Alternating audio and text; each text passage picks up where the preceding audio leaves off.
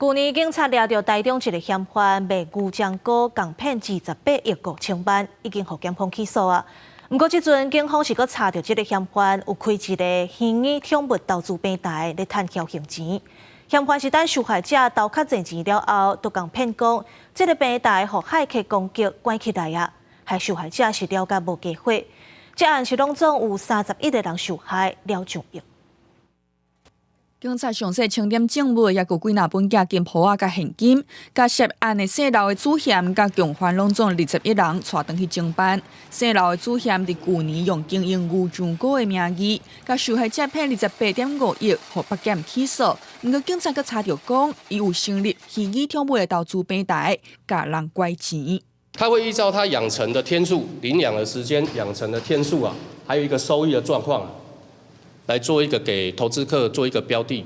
依循的获利的部分，那他有所获利，他当然就会加大他的金额。警察表示讲，嫌犯成立虚拟宠物的投资平台，创造无共级数的鸟、鼠、鸟这类动物，互投资人领养。讲投资愈侪工，就赚愈侪。佮举办真侪场说明会来推广。不过，煞伫咧投资人增加投资了后，借口讲平台防攻击无法度开。警察调查目前有31个受害者，黑心钱赚买1亿。也台中的警察嘛抓到一桩生计位的诈骗。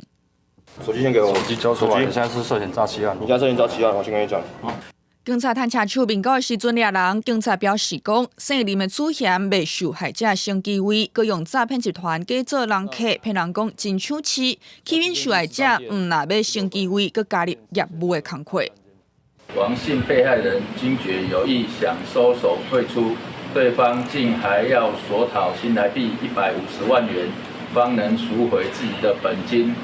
警察甲姓林的主嫌甲共犯上班嘛提醒民众，若是讲生机位甲灵骨塔这类投资的，拢应该提高警觉，避免受害。记者台中报道。